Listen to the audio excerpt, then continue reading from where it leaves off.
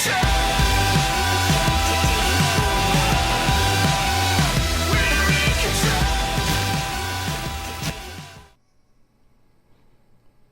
up, y'all? It's Hard Time Gaming. Today we're here on Drift CE because I'd like to share my little tuning secrets I've been figuring out here lately on some of my cars. I'm going to use the old 350Z as an example. Well, that's going to be the driving example, but in retrospect in this game, it does not matter what tire type you use. You can either be using the Type 3s or one of the few harder compounds of Type 1s and 2s. Does not matter once you figure out this tire pressure trick.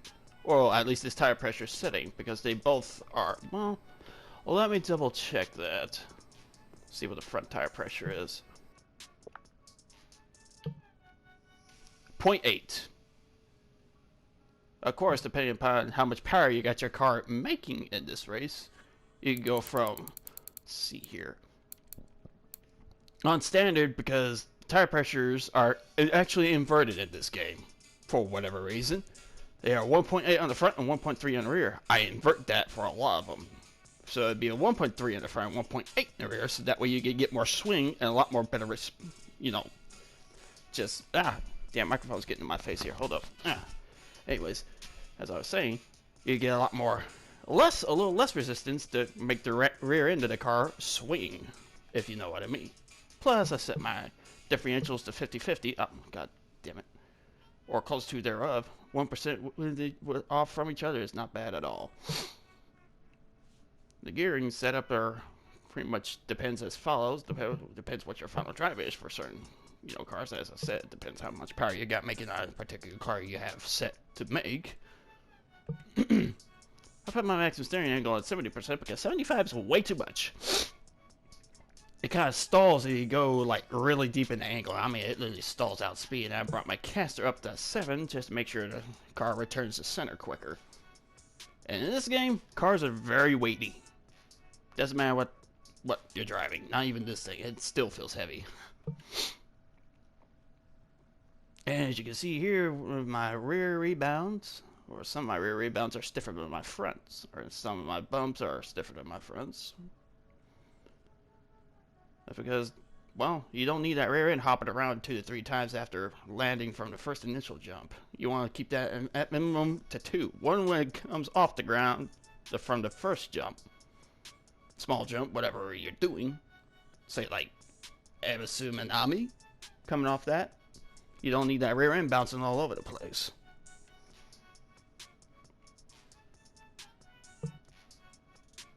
Now with this little ride, I'm making like 300 something horsepower, and that's because there's a lot more basic stuff on here than it is. This is technically a rods and pistons motor. It's still got the basic head, basic cams, basic crankshaft, but forged rods and pistons. Term rods and pistons motor. Anyways, and don't mind the wrecked look. That's just something I was just screwing around with. Kind of looks like it's been wrecked anyway, doesn't it? Anyway. I don't think I ever ran this thing on its updated specs because I put a slightly bigger turbo on it because it had a Type 1.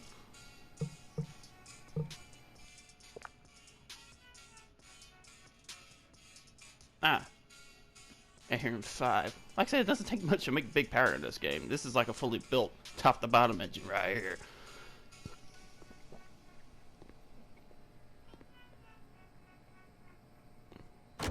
And here's something that CarX needs to fucking pick up on, not gonna lie. This is little Vilside kit that I've seen in Juiced and Tokyo, not Tokyo, but fucking Fast and Furious Tokyo Drift. That onesie, yeah.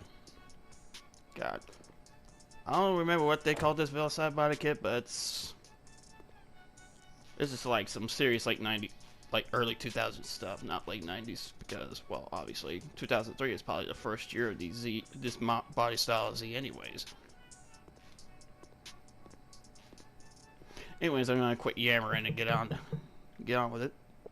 Oh, and this game has had a quality of life improvements update too, so if y'all had any issues with your game, or at least with your CE, like, say, for whatever reason you can't drive your car out onto the track, for whatever reason, it's just like giving you some kind of notification saying it's not registered or some silly goofball crap like that, it should be fixed now. But I'm gonna go out and demonstrate to you how much more responsive swinging this thing around is. Because if you were to leave the tire pressures inverted from where you first start off, it's a rough frickin' time no matter what tire compound you use.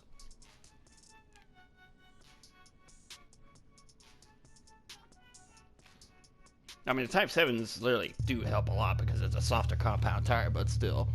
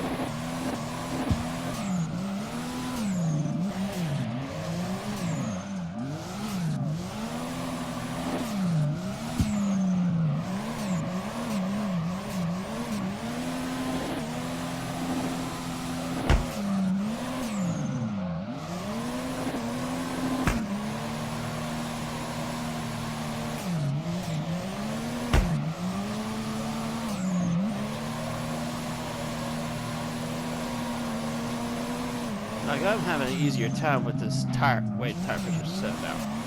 More pressure in the rear, less in the front. So that way you got less grip in the rear and more grip in the front. CarX is very susceptible to this very ideal of this setup as well. It's not just tire adhesions on that gives you the, changes things. Tire pressure plays a way bigger role than tire adhesion ever will, really. Well, tire adhesion is still a part of it, but tire pressure really play a bigger part in how well your engine grips up or gets loose with it.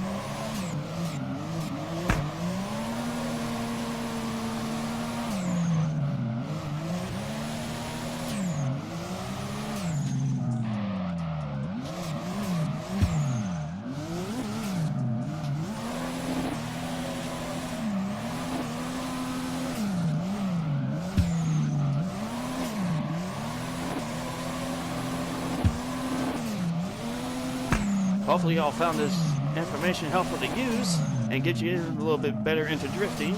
And make sure, if you're going to be getting into any of these, setups, make sure you have the sport components underneath every chassis of your car. The tuning and some lower end components, mostly tuning, will give you like at least 55 degrees at max, which you really don't need much to do that because you will be barely going over that. Not gonna lie. Especially if you're just getting started, but if you really want to build some high-powered cars, you gotta have to get the sports stuff underneath them. Well, hopefully y'all found this information helpful. Try that again. This information and tips and tricks helpful for you, and I'll see y'all next time. Stay hydrated, don't drown, and obey your local traffic laws.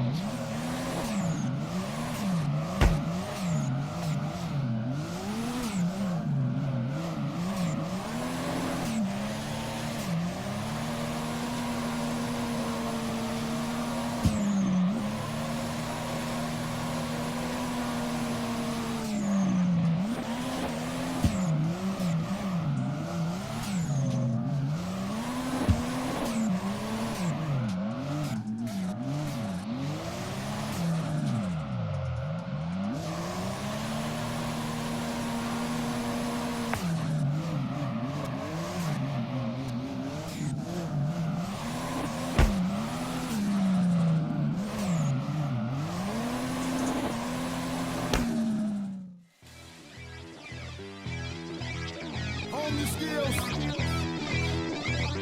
Look, boy, you in the danger room.